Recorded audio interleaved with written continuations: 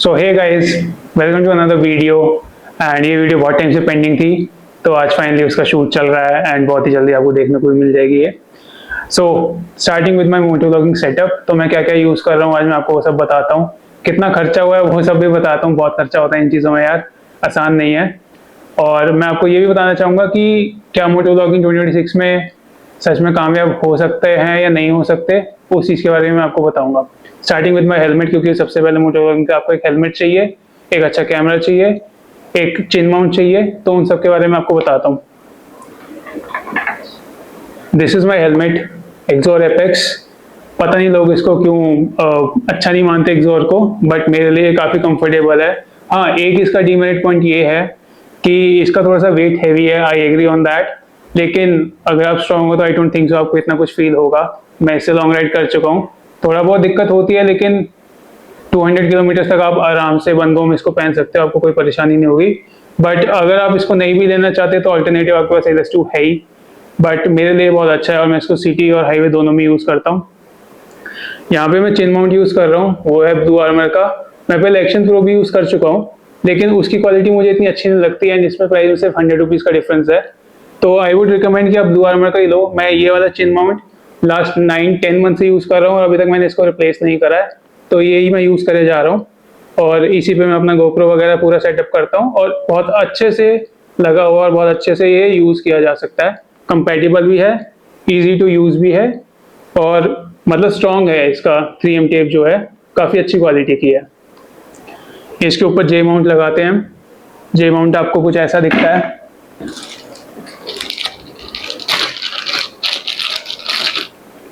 ये आपका जे माउंट होता है, इसको आप आराम से इसमें माउंट कर सकते हो विदाउट एनी हसल। उसके बाद आते हैं कि मैंने क्या यूज़ किया हुआ है।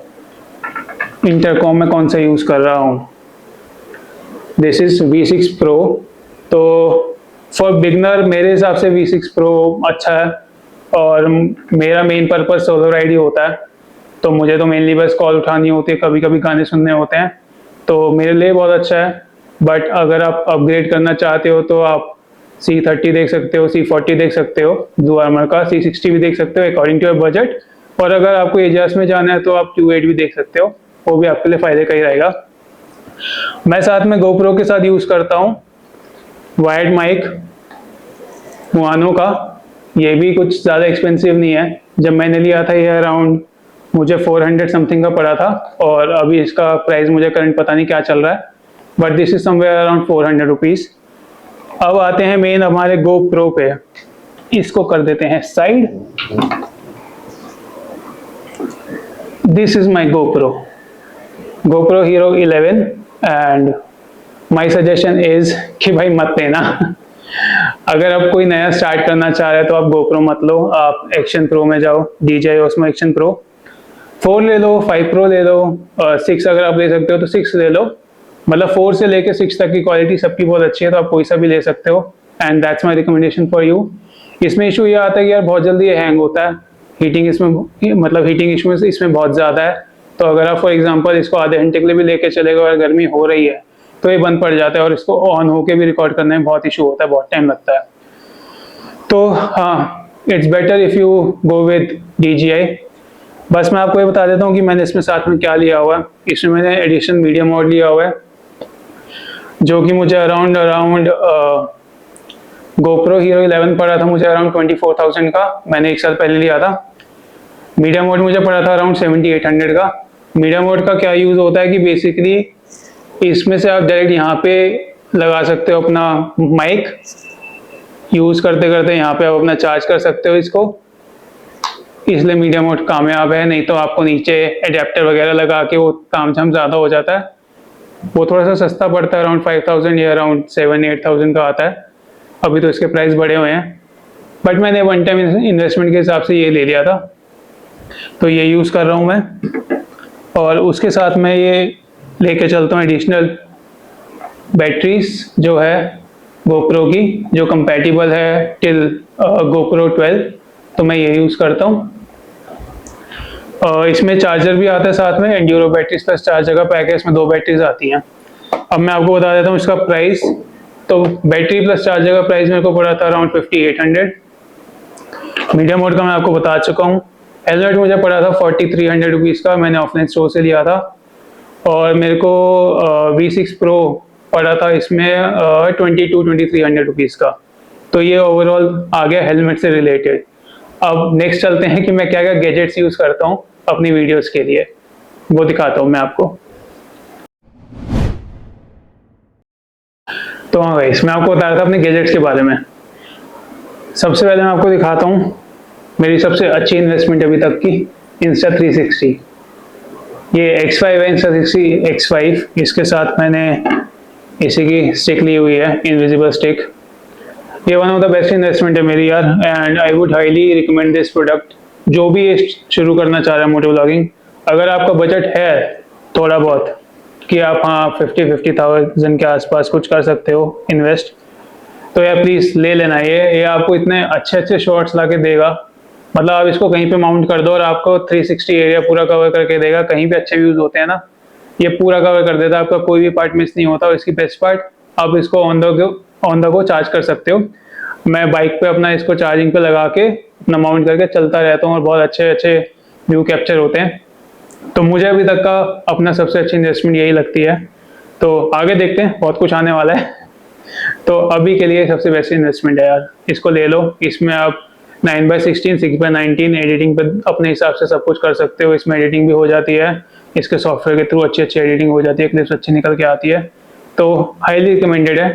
एंड मेरे को Insta360 एंड इसकी स्टिक दोनों का कॉम्बो पड़ा था अराउंड 55,000 रुपीज़ का। 1 साल पहले जब ये लॉन्च हुआ था, मैंने तभी ले गया था। उसके बाद आते हैं नेक्स्ट, मैं कौन सा माइक यूज़ कर रहा हूँ। माइक में यूज़ कर रहा हूँ यार डिजिटेक का DWM-116, जिससे अभी आप आवाज़ सुन रहे हो। वायरलेस माइक है ये। मुझे लगता है कि यार अगर इंडोर शूट करना है आपको मैक्सिमम अपना, तो इंडोर के लिए तो यार ये बहुत बजट में बहुत अच्छा माइक है। एंड अगर आपका हाँ आउटडोर शूट बहुत ज़्यादा होता है तो आई वुड रिकमेंड कि आप DJI पे चले जाओ। बट बजट में अंडर 4000 इससे अच्छा माइक कोई भी नहीं है। मैंने यार काफ़ी सारे यूज़ करके देख लिए, बट इसकी परफॉर्मेंस मुझे सबसे अच्छी लगती है। तो अभी मैं इसी से यूज़ कर रहा हूँ। बट अगर इन विद टाइम मेरे को अगर लगता है कि मेरे आउटडोर शूट ज़्यादा होने लगेंगे तो मैं DJI में स्विच कर लूँगा। अगर आपका भी बजट है तो गो फॉर विद DJI, इससे बेटर है वो। नेक्स्ट आता है हमारा फ़ोन। जो भी आप शॉर्ट्स देखते हो मैक्सिमम इसी से देखते हो। मैं 16 Pro यूज़ कर रहा हूँ, iPhone 16 Pro। ये भी 1-1.5 साल पहले मैंने लिया था। ये मैंने अपना व्लॉगिंग वगैरह के लिए नहीं लिया था, ये मैंने अपने पर्सनल यूज़ के लिए किया था। इसके बाद मैंने जाके मोटो व्लॉगिंग शुरू करी है। तो यार इसके बारे में मेरे को बताने की ज़रूरत नहीं है आपको कि ये कैसा है कैसा नहीं, सबको पता है कि एप्पल की क्वालिटी क्या होती है। तो अगर बजट है अगेन तो आप ले सकते हो, नहीं तो आप 15 से 16 से, मतलब ट्रिपल कैमरा आपको नहीं चाहिए, ऐसा कुछ ज़रूरी नहीं आपको व्लॉगिंग करने के लिए कुछ ट्रिपल कैमरा वाला फ़ोन ही चाहिए। तो 15, 16, 17 एज पर your budget you can go with that. उसके बाद ये है मेरा एक माउंट टेल्सिन का। जो भी आप Insta360 के मेरे शॉर्ट्स देखते हो, वो पहले मैं इसको ही माउंट करता हूँ अपने क्रैश गार्ड पे। एंड उसके बाद ही अपना या तो मैं इनविजिबल स्टिक लगा देता हूँ या डायरेक्टली इस पर Insta360 लगा देता हूँ। उसके बाद आपको अच्छे अच्छे शॉर्ट्स देखने को मिलते हैं। ये अराउंड 2000 का था। फ़ोन की वैल्यू मेरे को बताने की ज़रूरत नहीं है आपको यार, वो आप ऑनलाइन चेक कर सकते हो, वो वेरी करता रहता है इसलिए। ओके, एंड इसके बाद मैंने एक मोटी इन्वेस्टमेंट भी करी है। तो अभी आप जिस कैमरे से ये शूट होते हुए देख रहे हो, that is Sony ZV-E10। And उसके साथ मैंने एक लेंस भी लिया है, किट लेंस तो उसके साथ आता ही है। This is E50 mm f1.8। तो अभी इसी से शूट हो रहा है यार। थोड़ा सा क्वालिटी अपग्रेड करने का सोचा था मैंने। आप फ़ोन से ईजिली ऐसे ब्लॉग कर सकते हो, उसकी क्वालिटी अच्छी है, उसमें भी कुछ कमी नहीं है। बट जब सिनेमैटिक की बात आती है तो आपको कैमरा चाहिए होता है। तो मेरा पर्पस यही था कि थोड़ा सा अपनी क्वालिटी अपग्रेड करूँगा तो फ़ायदा मेरे को ही होगा तो इसलिए मैंने ये ले लिया। मेरे को ZV-E10 पड़ा है कैमरा विद किट लेंस 63-500 का। एंड मुझे ये 50 mm f1.8 पड़ा है अराउंड 23,000 का। तो आप कैलकुलेट कर लेना कितना हुआ। तो ये सब तामझाम भी थोड़ा एक्सपेंसिव होता है। तो आप एक बारी कैलकुलेट करके मुझे ज़रूर बताना कि अभी तक मैंने जो जो प्राइस बताया उसमें कितना खर्चा होता है। और ये मैंने एक सोनी का ट्राइपॉड लिया हुआ है, ये इसके साथ कैमरे के साथ कंपैटिबल होता है और इसमें रिमोट होता है, तो अगर मैं इसको माउंट करके दूर भी चला जाऊँ और यहाँ से मैं इसको ऑपरेट कर सकता हूँ। उसी पर्पज़ के लिए लिया है कि अगर मैं कहीं दूर हूँ और शूट कर रहा हूँ तो मैं यहाँ से इसको ऑपरेट कर सकूँ। ये भी महंगा आता है यार ये भी मुझे अराउंड 13,000 का पड़ा है, तो काफ़ी कुछ खर्चा हो जाता है। आई थिंक यही मेरे गैजेट्स हैं। अब मैं इसके बाद आपको बस अपने गेयर्स दिखा देता हूँ मैं क्या क्या यूज़ करता हूँ। सो गाइस अपना स्टार्ट करते हैं राइडिंग गेयर्स। तो I am using this riding jacket, this is solace air x V3। Main purpose इसको लेने का था यार, मेरा अराउंड 7,000 बजट था एंड मतलब मैं मैक्स वहाँ तक जा सकता था। मुझे ये ऑप्शन मिला जिसमें सी लेवल 2 प्रोटेक्टर्स हैं सारे, shoulder, elbow, chest protector and back protector, तो सब कुछ कवर हो रहा था। एंड साथ में इसमें राइडिंग गेयर में वो भी मिल रहा था मेरे को, रेन कवर, तो मेरे लिए अच्छा ऑप्शन था। एंड मेरे ख्याल से अगर मेरे को इसका वार्मर लेना हो तो मैं एडिशनल ले सकता हूँ। अभी तक तो वैसे मेरे को नीड नहीं पड़ी, बट हाँ मैं इसका एडिशनल वार्मर ले सकता हूँ, वो भी अराउंड 1,000-1,200 में आ जाएगा। तो मैं विद इन बजट रह के एक अच्छा प्रोडक्ट लेके आया, मुझे ऐसा लगता है, तो मैं इसको रिकमेंड करूँगा। एंड ये काफ़ी कंफर्टेबल भी है, मैं इससे काफ़ी सारी राइड्स कर चुका हूँ, तो वीकेंड राइड हो या फिर लॉन्ग राइड हो ये काफ़ी कंफर्टेबल रहती है। तो हाईली रिकमेंडेड है यार, जिसको पसंद है वो ले सकता है। बाकी मैं थोड़ा सा सोलेस फैन हूँ, तो इसलिए मैं जो भी मेरे को पूछता है तो मैं उसको ये रिकमेंड करता हूँ कि आप सोलेस में चले जाओ, क्योंकि वैल्यूएबल ब्रांड है, काफ़ी टाइम से है, तो एक ब्रांड वैल्यू बनी हुई है, माइंडसेट है मेरा एक उसके लिए। सेकंड ऑप्शन आपको है जो वो राइनॉक्स मिल सकता है, काफ़ी अच्छा है, वो भी देख सकते हो। और आजकल तो LS2 भी बहुत ज़्यादा ग्रो कर रहा है, तो आप वो भी देख सकते हो। But I would highly recommend solace. बाकी हाँ सबकी इंडिविजुअल चॉइस होती है। नेक्स्ट मेरे राइडिंग ग्लव्स, ये मेरे सिटी राइडिंग ग्लव्स है। मैं इसको एक बार ही लॉन्ग टूर पे लेके गया हूँ, बट आई वुड रिकमेंड कि सिटी यूज़ के लिए आप LS2 रख लो। एंड अगर आपको लॉन्ग टूर के लिए चाहिए तो आप वाइटारा के ग्लव्स ले लो, उससे अच्छा कुछ नहीं है यार। मैं देख आया हूँ, मेरे पास अभी अवेलेबल नहीं है, ऑन ऑर्डर है, तो वो थोड़े टाइम में आ जाएंगे। तो यही मेरी रिकमेंडेशन है फॉर राइडिंग ग्लव्स। मेरे पास राइडिंग पैंट अभी नहीं है, वो भी जल्दी आने वाली है, वो भी मैं सोलेस की लूँगा चेक करके, जिसका मेरे को फिट एंड प्रोटेक्टर्स अच्छे रहेंगे, मैं वही वाले लूँगा। तो यही मेरी रिकमेंडेशन है। और एक बहुत इंपॉर्टेंट चीज़ है जो लोग मिस करते हैं, वो है राइडिंग शूज़। लोग यार स्पोर्ट्स शूज़ में चले जाते हैं लॉन्ग टूर पे, तो उनको यार इशू हो सकता है। अभी बहुत एक रील फेमस भी हुई थी, वायरल हुई थी, जिसमें एक बंदे के हाथ पे आके सीधा बड़ा सा पत्थर गिरा था। अगर उसने फुल कवर वाले ग्लव्स नहीं पहने होते तो भाई उसका क्या ही हाल होता। ऐसी एक सेम रील वायरल हुई थी जिसमें वाटर क्रॉसिंग कर रहा था बंदा, उसके पैर पे आके इतना मोटा पत्थर लगा था। आई होप आपने देखी हो, अगर नहीं देखी तो ऐसे केसेस होते हैं। तो उसके लिए सबसे ज़्यादा इंपॉर्टेंट क्या, आप राइडिंग शूज़ लो एंकल से ऊपर तक के। मैंने भी बिगनर लेवल ही लिए हैं विद इन सेम बजट। मैं जो यूज़ करता हूँ वो है ओराजो का ये वाटर रेजिस्टेंट शू मैं यूज़ करता हूँ, और ये मैं 1 साल से यूज़ कर रहा हूँ। थोड़ा ब्रेक इन होने में टाइम लगता है यार, कोई भी आप नया शूज़ लेते हो, चाहे वो चप्पल से लेके कोई सा भी शूज़ ले लो यार, ब्रेक इन होने में टाइम लगता है। बट बिगनर लेवल के लिए बहुत अच्छा प्रोडक्ट है, आई वुड हाईली रिकमेंड। मैं पिछले 1 साल से यूज़ कर रहा हूँ और अब मेरे को ऐसी आदत हो गई है कि मेरे से बाइक इसके बिना चलती ही नहीं है। मेरे साथ यही हो गया, ग्लव्स और शूज़, राइडिंग शूज़ इतने ज़्यादा इंपॉर्टेंट हो गए मेरे लिए कि इसके बिना मैं चल ही नहीं सकता। मैं कहीं भी जाता हूँ, चाहे वो वीकेंड राइड हो चाहे वो लॉन्ग राइड हो, तो हाईली रिकमेंडेड है यार, ये ले लो। ये वाटर रेजिस्टेंट वाले, इसमें वाटर प्रूफ भी आते हैं एंड इसका प्राइस अराउंड 4,500 रहता है। और जो वाटर प्रूफ वाले होते हैं, ये वाटर रेजिस्टेंट है, और जो वाटर प्रूफ वाले रहते हैं वो अराउंड 5,000 से 5,500 के बीच में लाई करते रहते हैं, वो वेरी करते रहते हैं। तो हाईली रिकमेंडेड है। एंड अब मैं आपको दिखाता हूँ अपना लगेज सेटअप, क्योंकि कहीं जाओगे तो यार कपड़े भी तो लेके ही जाओगे ना, कैसे लेके जाओगे। नेक्स्ट चलते हैं लगेज पूरा सेटअप पे क्या किया हुआ है मैंने। तो हाँ जी गाइस, मैं अब आपको बताता हूँ कि मैं कौन से लगेज यूज़ कर रहा हूँ। खैर यूज़ तो नहीं कर रहा, अभी मैंने ये नए नए मंगवाए हैं, इसलिए इस वीडियो को बनाने में थोड़ा सा डिले हो गया।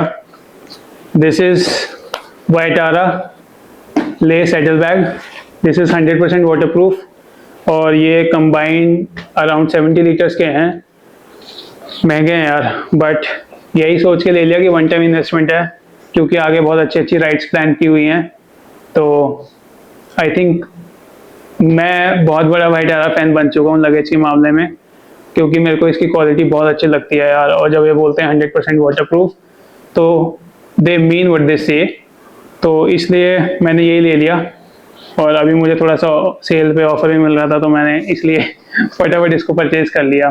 तो these are saddle bags, highly recommended है यार, 100% वाटर प्रूफ। तो आप ले सकते हो, ये रेन कवर के साथ ही आ सकते हैं।